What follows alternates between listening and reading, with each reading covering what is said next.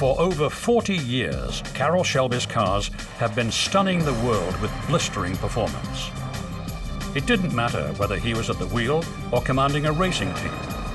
Shelby was destined to win. But no matter how many cars he's created or races he's won, it's always been about building the next one, better and faster.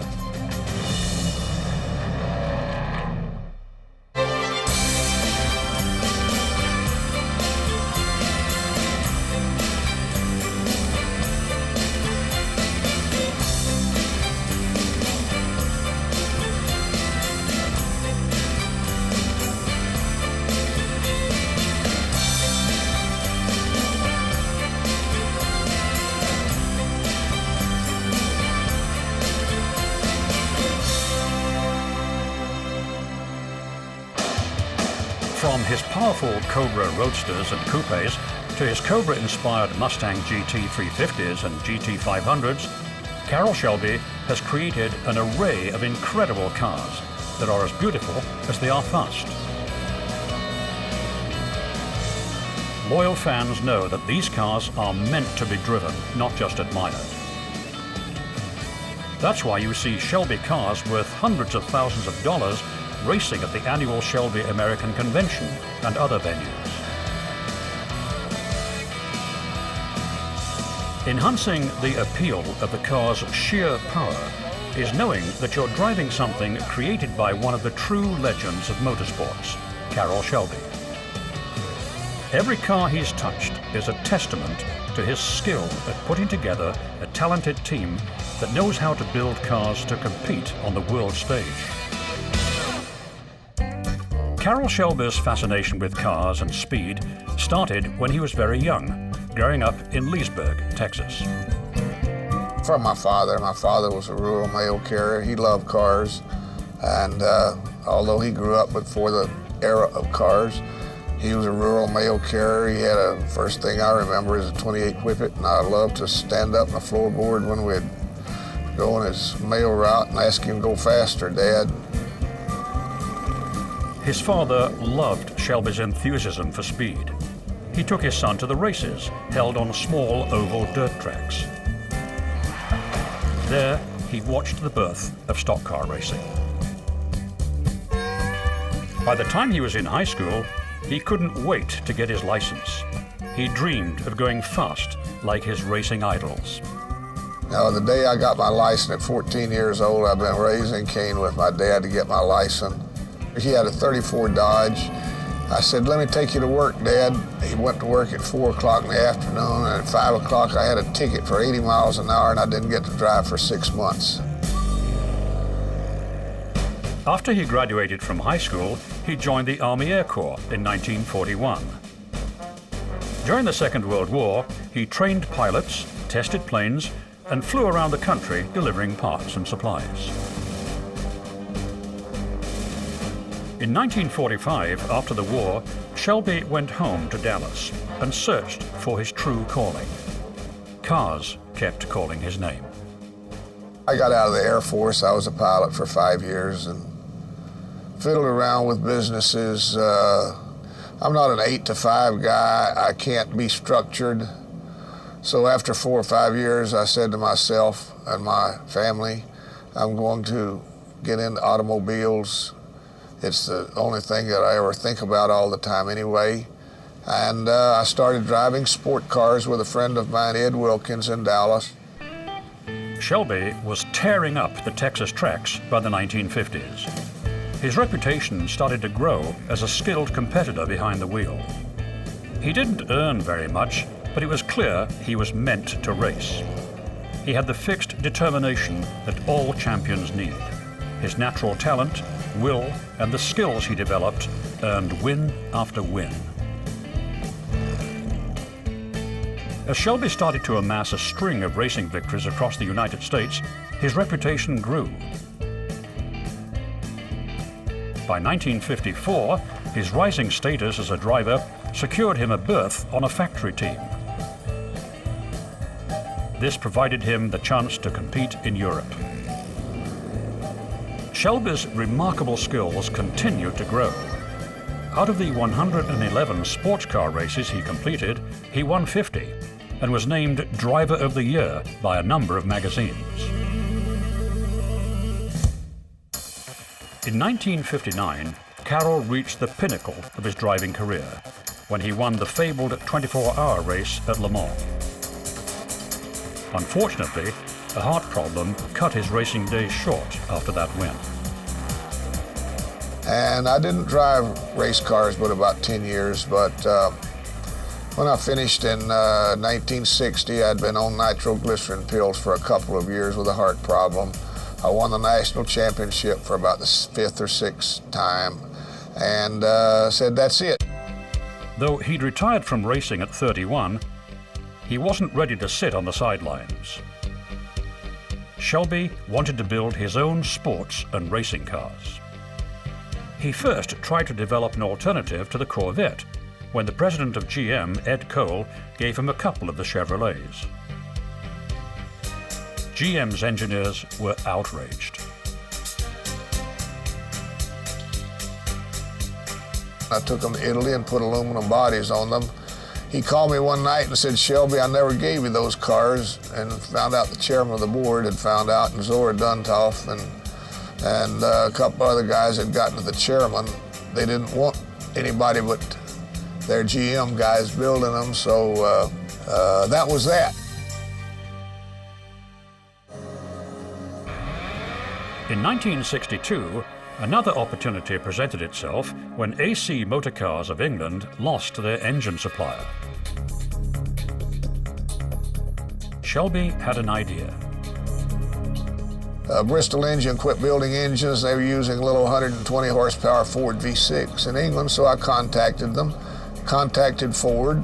The Icoca loaned me $25,000 and told the guys to get me out of the office before I bit somebody if I thought I could build a car that could outrun a Corvette. Thanks to Icoca, he had the engines, and AC gave him the bodies. He shipped his V8s to England, where 2 prototypes were built. It was time to test the cars. Stuffing Ford's more powerful V8 engine into the lightweight AC transformed the car. It hit 150 miles per hour on its first run.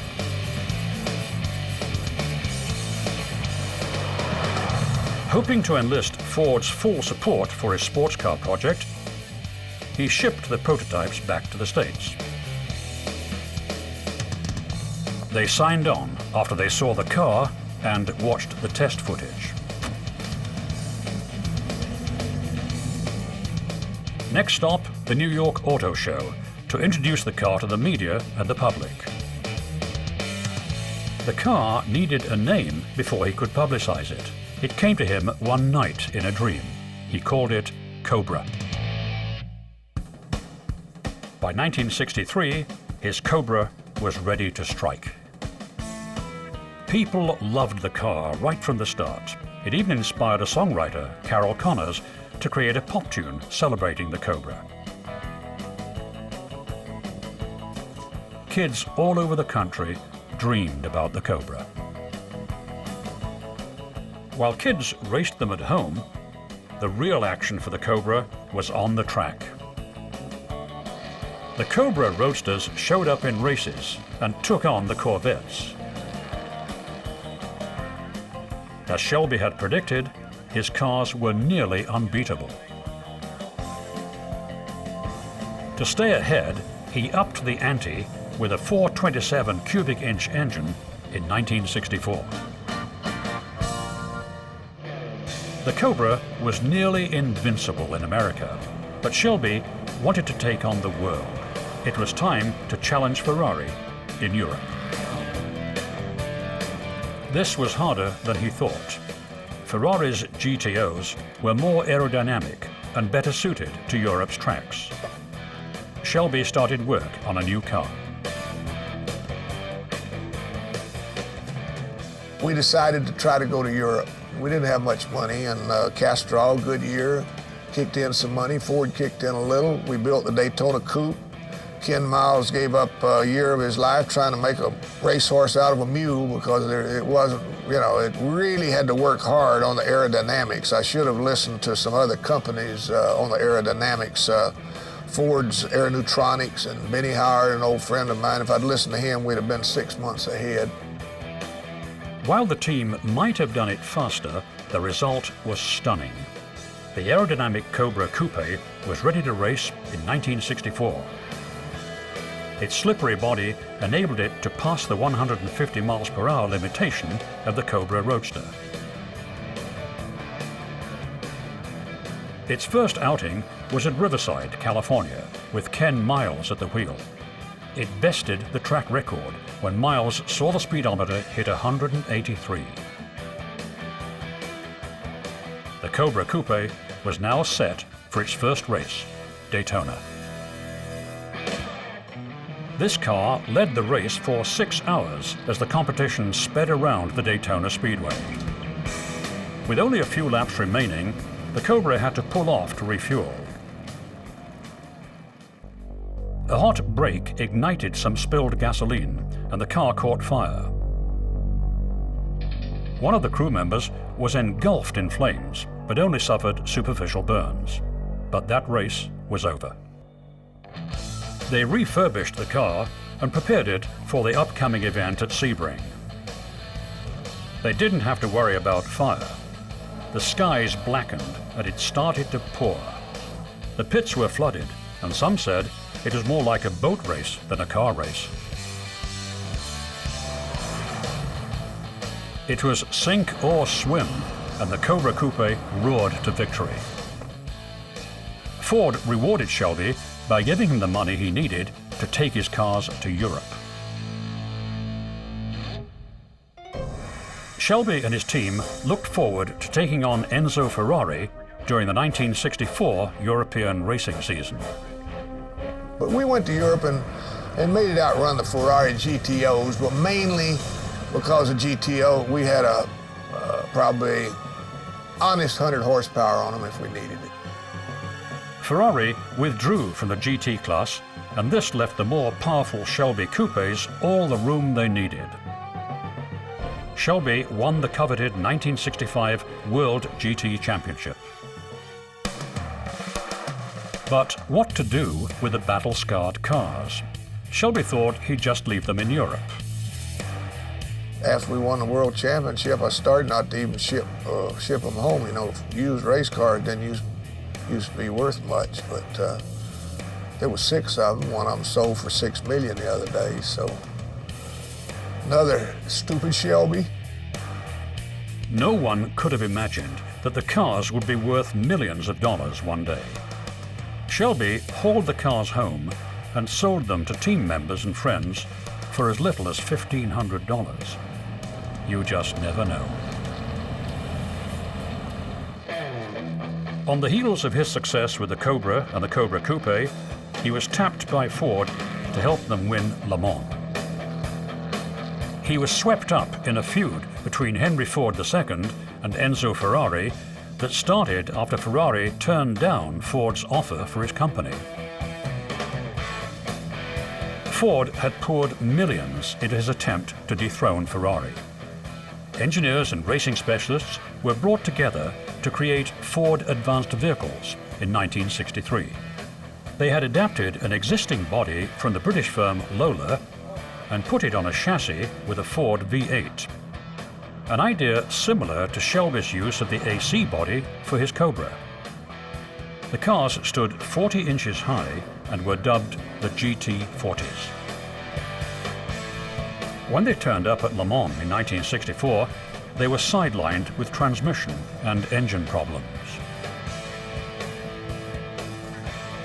Of 10 races in 1964, they didn't complete any. Henry Ford was not happy. Shelby got a call. Ford didn't care what it cost. He told him to win. After the GT40s were shipped to Los Angeles, the Shelby American crew started work night and day on the cars. It was a major overhaul. Engines, wheels, and tires, everything was tested, and then changed if it didn't look as though it could be the best. Shelby put in the trusty Ford 289 that powered his Cobras. It was hard work, but he knew this was a once-in-a-lifetime opportunity. Well, there's never been a program like that, and I'm so happy to have been a part of that, because you couldn't have a program like that at General Motors. You couldn't have a program like that anywhere except Ford Motor Company, because Mr. Ford ran Ford Motor Company. Shelby's revamped GT40s were ready to take on the world at the 1966 Le Mans. It's one of the toughest races in the world. 24 hours of non-stop, high-speed driving tests the cars, the drivers, and the teams.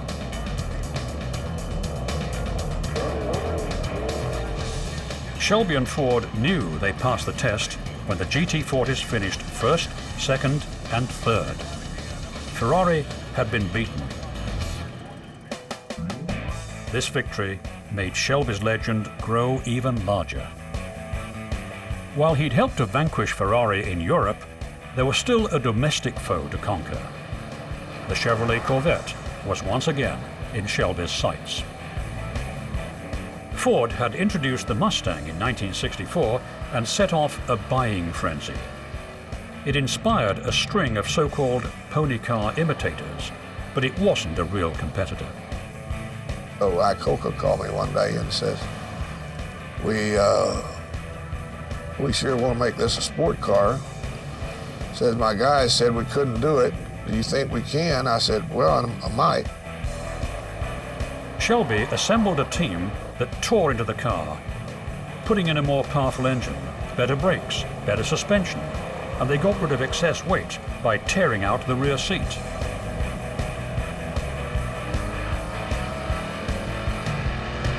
The result, the Mustang GT350, or the Shelby Mustang, started to blow the doors off Corvettes all over America. If you couldn't afford to buy one, you could rent one from Hertz Rent-A-Car and go racing, a crazy idea that was a disaster for Hertz right from the start. They really were race cars that a few nutcases drove on the street. So we delivered the first 200 of them just before January the 1st in New York, and they had a big line of customers backed up. They took those cars, and the next day a big ice storm hit, and 40 of them got totaled.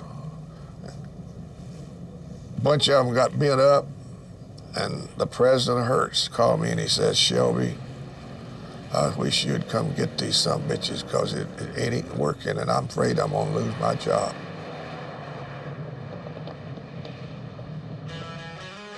The GT350 was more than enough car for most people, but Shelby turned up the heat in 1967 when he put a 427 cubic inch engine into his new car, the GT500.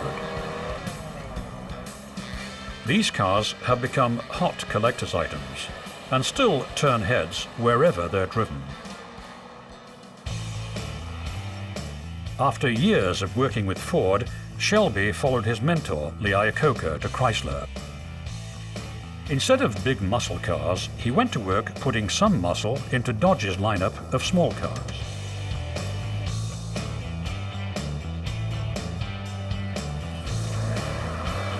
The performance car of the 70s was a 4-cylinder BMW with about 90 horsepower. And I thought, well, if we blow those guys off, we might create a little market here. So we set a target of 3,500 the first year, and we sold 7,500 or 8,500. We wound up with that little engine at our performance center in California, building the GLH that still wins the stock races. Turning compact cars into high-performance rockets foreshadowed the tuner craze made famous in the film The Fast and the Furious. The most popular form of motorsport that there is now are these guys in their little pocket rockets. But we built a lot of those things at Chrysler very successfully. While that was fun, Shelby couldn't turn down the chance to build another high-performance sports car. Chrysler's vice chairman at the time, Bob Lutz, approached him with an idea, the logical follow-up to a Cobra, the Viper. My job in building the Viper, I'd built one that weighed 2,900 pounds in California with John Fernandez. A bunch of engineers decided to move it back to Chrysler, and it wound up weighing 3,900 pounds when they finished. But we had a sport car. The truck motor in this 10-cylinder car didn't help to keep the weight down, but it made it fast and powerful. Like every car Shelby has had a hand in, this one got attention. The Viper was a modern hit, but Shelby's Cobras were soaring in value.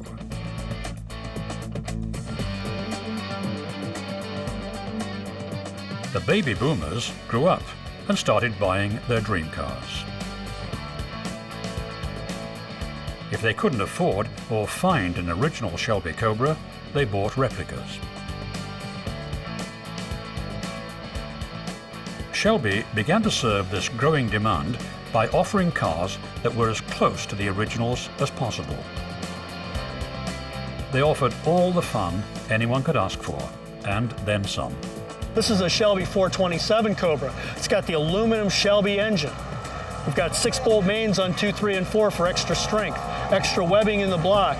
You can bore this thing out to well over 500 cubic inches, and this particular car has a Vortex supercharger. It makes over 700 horsepower and 700 foot-pounds of torque, all at a very reasonable 5,500 streetable RPM.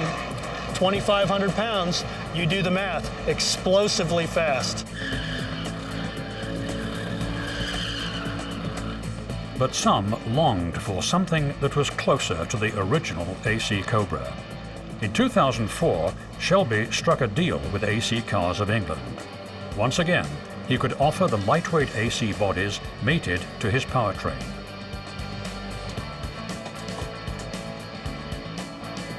You could order a car with a classic Ford 289 or something larger. It was up to the buyers to decide how retro they wanted to be. While some were looking back, others thought about what the Cobra of tomorrow would look like. Ford introduced its 600 horsepower, 3,000-pound vision of the future in January 2004. This concept car was the rage at the Detroit Auto Show. The 81-year-old Shelby took a test drive at the Irwindale Raceway before it was unveiled to the public.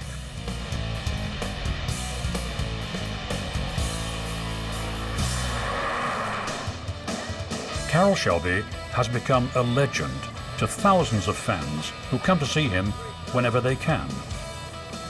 Wherever he goes, he's asked to sign autographs, pose for pictures, and look at the cars he helped to create. It's a phenomenon that keeps growing. I got an idea it's because there were a hell of a lot of kids in the 60s that loved muscle cars, that were going to school, couldn't afford them, and now they're retired. A lot of them can afford to buy those cars. When I look back, that was great times for me, and maybe they look back and say, God, I want to relive my childhood. Die-hard fans can relive their childhood dreams at events like the one put on by the Shelby American Automobile Club. Members don't attend just to gawk at pretty cars on a lawn. They bring their cars to race. Whether they own a Mustang GT350, a Cobra Roadster, or a Le Mans-winning Ford GT40, every trip around the track is a reminder of a time when Carroll Shelby's cars ruled the racing world.